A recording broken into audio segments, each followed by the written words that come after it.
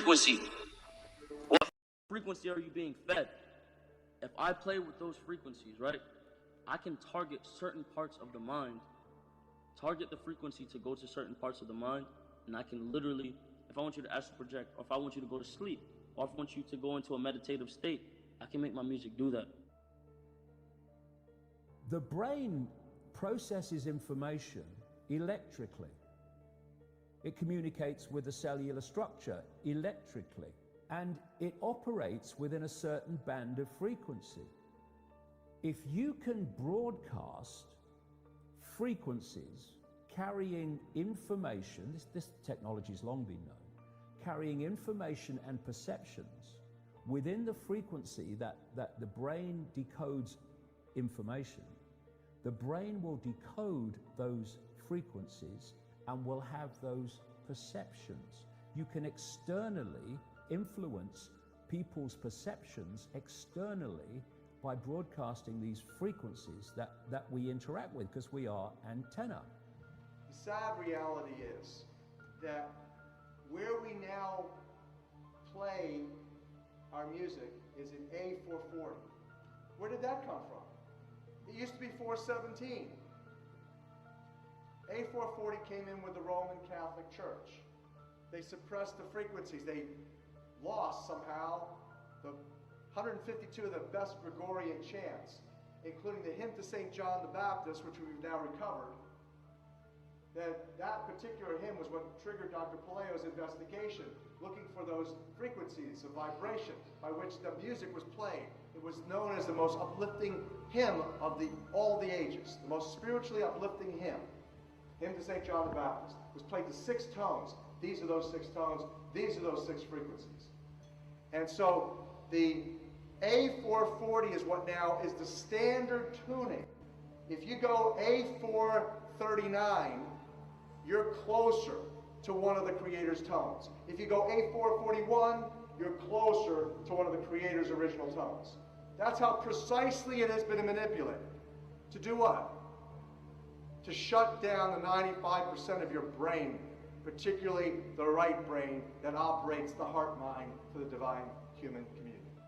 Some decades ago, there was a guy who worked out the frequencies of different emotional states. This is long ago. I mean, it's very, very sophisticated now. So every thought, every emotional response is a frequency. It generates a frequency, and it is of itself a frequency. Hate is a frequency, and it's different to love. You know, when you are in a room and there's lots of aggression and conflict and hatred, you feel it. What do people say? Oh God, you can cut the atmosphere with a knife in there. That is because the frequencies of hate and conflict have been so generated, they have changed the electromagnetic field of the room. When you go driving your car and your channel on the radio is tuned to a station and you're grooving to the music, you love that music. As you get farther and farther away from the broadcasting tower, that music gets static. You start to lose the signal from the clear channel, broadcast, and it gets staticky. When it gets staticky, you get a little annoyed. But you want to listen to it. You really have a heart for that music, so you continue to listen to it for another 10, 15 miles, and suddenly it becomes so annoying that you just get disgusted, you go, ah, and you shut it off. And if you continue to listen to it, you get sick. That's what we're talking about here. Except you don't even know that you've been listening to the static your whole life.